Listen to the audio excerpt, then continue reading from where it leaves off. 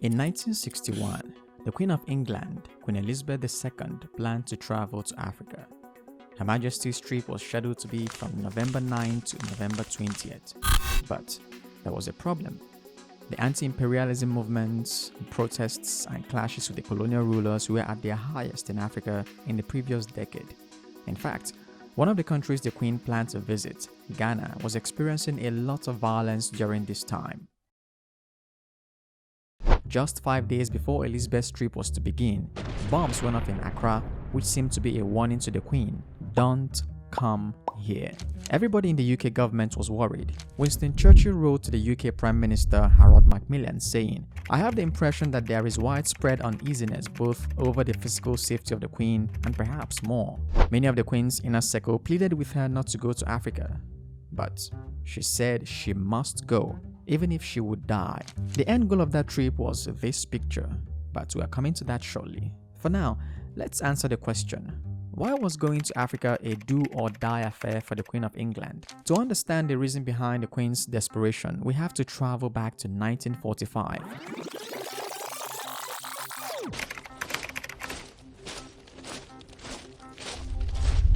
On May 8, 1945, Germany surrendered to the British ally, and that signaled the end of World War II, which ended 4 months later. But there was a problem. Even though World War II was not an African war, more than 1 million Africans were forced to fight in World War II.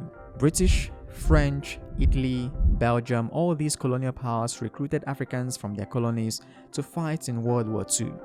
So, when World War II ended in September of 1945, thousands of Africans died and many more became handicapped as a result of the war, a war that was not even their war. To make matters worse, when World War II ended, European leaders simply asked African soldiers to go back to their countries. Soldiers from every other region who participated in the war were given medals and honors, while Africans were used and dumped. This angered the African soldiers and they were looking for revenge. Going back home after the war, these 1 million experienced fighters were ready to make life difficult for the European leaders in their colonies. In August 1947, just 11 months after World War II, the United Gold Coast Convention (UGCC) was founded in Ghana and later led by Kwame Nkrumah. The objective of the UGCC was to force Britain out of Ghana by negotiation or by war. UGCC organized protests, strikes, and boycotts and put together 63,000 ex-servicemen for guerrilla warfare. From Morocco to Kenya, Algeria, Senegal, Nigeria, Tunisia, practically every corner of Africa, by 1950, the nationalists were either asking for negotiations to get Europe out of the continent or they were taking up arms against them. On pages 18 to 19 of 2008 Kwame Nkrumah's biography, his biographer, David Birmingham, wrote, "West Africa's erstwhile model colony witnessed a riot and business premises were looted. The African Revolution had begun." Yes, the African Revolution had begun, and starting in 1957, African countries would start gaining independence from their colonial rulers at a pace nobody in the world would have predicted just a decade earlier. But there was another problem. This time around, the problem was for Queen Elizabeth, Europe, and America, and that problem was that many African revolutionaries were socialists or communists.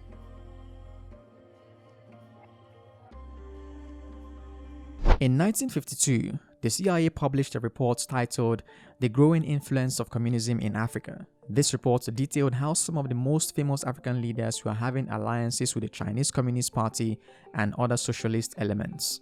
In 1957, the CIA published another report titled "China's Expanding Role in Africa." In 1960, the CIA published African Leaders and the Communist Bloc. And in 1961, the threat of Soviet subversion in Africa. All these reports provided evidence of the growing ties between African leaders and communist countries. The reports detailed how African leaders were receiving economic and military aid from communist countries and how they were sending students to communist countries for training. It was all these CIA reports that made the Queen desperate to go to Africa. As the leader of Commonwealth and an important figure in Western affairs, the Queen needed to wean Africa away from the Soviet Union's influence. Nelson Mandela, for example, was a member of the South African Communist Party (SACP) and had ties to communist ideology and individuals in the 1950s and 60s. Julius Nyerere, the first president of Tanzania, was a prominent advocate of African socialism. Ahmed Ben Bella, the first president of Algeria, was associated with socialist ideals. Patrice Lumumba, the first prime minister of the Democratic Republic of Congo, formerly known as the Republic of the Congo, had socialist leanings. Sékou Touré, the first president of Guinea, adopted a socialist ideology. Modibo Keïta, the first president of Mali, embraced socialism and promoted agricultural cooperatives and state control of key sectors of the economy. Samora Machel, the first president of Mozambique, was associated with socialism. And talking about Kwame Nkrumah, he was the greatest promoter of socialism in Africa. If you've not seen where this is going, it's because you didn't pay attention. You see, even though the European powers knew they had to give up their colonies in Africa by the 1950s, they didn't want Africa to be a socialist or communist state because that meant that Africa would become the ally of the Soviet Union, hence the West would lose all its influence and the ability to get resources from the continent. If Europe didn't want Africa to go with the Soviet Union, the right man to start such seduction with, however, was Kwame Nkrumah of Ghana, and the right person to send to him was the Queen of England. The reason why Nkrumah was a prime target was because he was the most influential African leader of this era. He was brave, courageous, and outspoken. Adding to that was the fact that Ghana, the country Kwame Nkrumah was ruling, was the richest country in Africa at the time. Even though traveling to Ghana during this time was dangerous for Queen Elizabeth due to her insecurity, which made a bomb explode in Accra 5 days before her visit, Elizabeth told people near her, "How silly I should look if I was scared to visit Ghana." And then Soviet leader Nikita Khrushchev went and had a good reception. The Queen traveled to Africa, and while there, she was ready for the business of seduction. On November 18, 1961, while at a ball organized by her at the State House in Accra, Ghana, the Queen of England stood up to dance. But this was not going to be an ordinary dance. It was going to be a dance with the Ghanaian president, Kwame Nkrumah. This dance was unbelievable because the almighty Queen of England, Her Majesty, was never expected to dance with an African leader. There is no record of her ever doing it, and there is no record today of her doing such after this event. Think about this. Just 4 years before this event, everybody in Ghana, including Nkrumah himself, was a subject of the Queen. Just 4 years earlier, 16 countries in Africa were colonies of the Queen. I mean, the British government, which the Queen represented, put the same Nkrumah in prison in 1950 for challenging the authority of the British Empire. But, everything is fair in war. The US, UK, and the West in general needed to keep Africa under their radar, and nothing is too big to sacrifice for that. Immediately after Queen Elizabeth returned to England, UK Prime Minister Harold Macmillan contacted President John F. Kennedy of the US and said to him, "I have risked my queen.